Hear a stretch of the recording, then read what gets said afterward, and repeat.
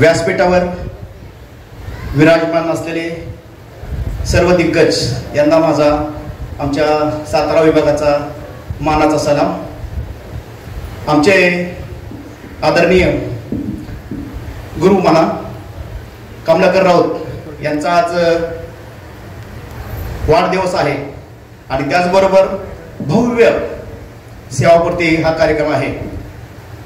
अशा या व्यक्तीला आमच्या सातारा विभागामार्फत फलटण शाखा, शिरवळ आणि लोणंद सॅटेलाइट यांच्या वतीनं सर आम्ही आत्ता जेव्हा सकाळी आम्ही चलो निलंगा असे फोटो सगळ्याला टाकले तेव्हा त्यांनी सांगितलं की आप सब जा रहे हो फलटण के जो सातारा डिवीजन के जो लोग, तो उनको हमारी शुभेच्छा देना. आदरणीय सातारा विभागाचे जे सिनियर डिव्हिजन मॅनेजर रमेश राठोडकर त्यांनी पण सर सांगितलं की आमच्या शुभेच्छा तिथपर्यंत पोहोचवा, कारण की तुम्ही the star of the Satara division चाललेले आहे. खूप माझ्याबरोबर मित्र आहेत आमचे MDRT सातारा डिव्हिजनचे टॉप स्टार आहेत, ते आलेले आहेत. ते तुम्ही जाणारच तर आमच्या भावना तिथपर्यंत पोहोचा. आणि जाता जाता एवढं पण स्टाफचा पण सर फोन आला होता. फलटण ब्रांच सॅटेलाइटमध्ये तुम्ही काम केलेले लोणंद, ते पण म्हटले की आम्हाला तिथं येता येत नाही, परंतु आमच्या भावना तिथपर्यंत पोहोचवा. तर सर आमच्या आदरपूर्वक भावना सर आमच्या तुमच्या सेवेस आहे. खूप चांगलं सूत्रसंचालन. I like that his anchoring. खूप छान सर, थँक्यू. Thank you sir. मित्रांनो, आमच्या तमाम सातारकरांच्या वतीनं आपल्या सर्वांना या कार्यक्रमासाठी उपस्थित राहिलात. खूप भव्य आणि दिव्य सोहळा मला पाहायला मिळाला.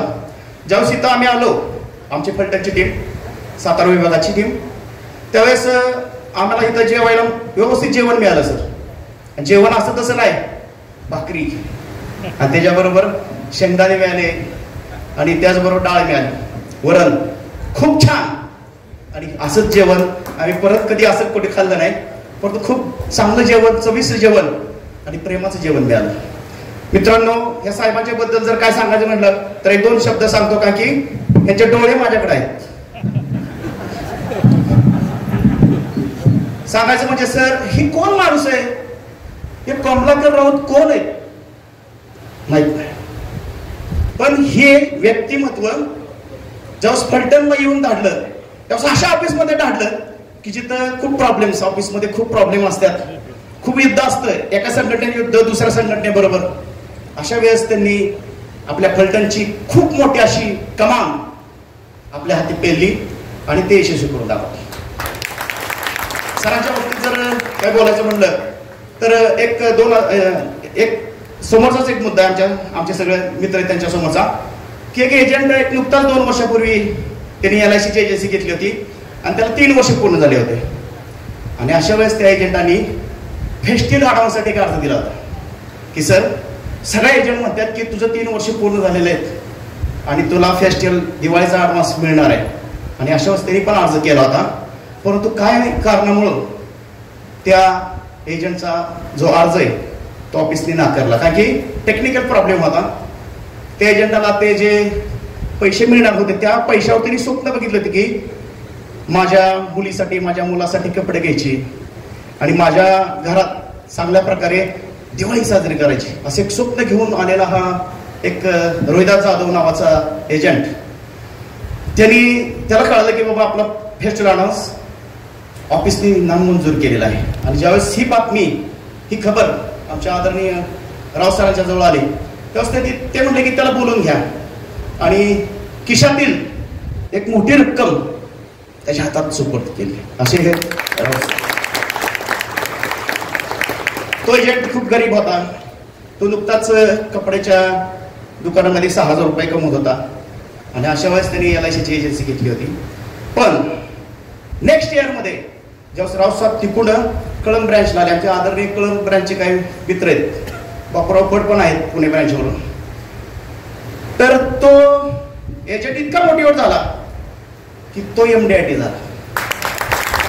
आणि तो MDRT झाल्यानंतर तो म्हटला की सर, मला ज्या व्यक्तीने मला हे घडवलंय त्या व्यक्तीला भेटायला मला कळंबला यायचंय. आणि म्हणून मग आम्ही 5 मार्च 2021ला सरांचा साक्षात्कार घेण्यासाठी, त्यांचा आशीर्वाद घेण्यासाठी कळंब ब्रँचला आलो. त्यावेळेस ह्या कळंब ब्रँचच्या लोकांची सरांनी नातं जोडून दिले. आणि त्याचबरोबर काय झालं की माझा एक इंटरव्ह्यू होता सातारा डिव्हिजनला. आणि त्यावेळेस सर माझ्या दस्तूरखुद विकास अधिकारीचा इंटरव्ह्यू माझा होता. सर माझ्यावर होते. सर म्हटलं चलो किती वाजता जाणार आहे तुम्ही? सर म्हटलं मी 7 वाजता जाणार आहे. म्हटलं आपण दोघं बरोबर जातोय. आणि अशा सर आमच्यावर आले. आणि एक शेवटची गोष्ट की ज्यावेळेस सर इथून निघाले त्यावेळेस आमच्या सर्व फलटणकरांनी त्यांचा सत्कार केला. परंतु जाता आता आमच्याकडे जे काही पिऊन होते जे फलटण ब्रांचमध्ये, त्या सर्वांना त्यांनी कपडे घेतले. ते अजून त्यांचं नाव काढतं. ठीक आहे, वेळेचं बंधन आहे. मी पुन्हा एकदा त्यांना वाढदिवसाला शुभेच्छा देतो. त्यांचं भावी आयुष्य सुखाचं, समाधानाचं, भरभराटीचं आणि उत्साहाचं जावं यासाठी आपल्या सर्वांच्या वतीनं शुभेच्छा देतो. Thank you sir.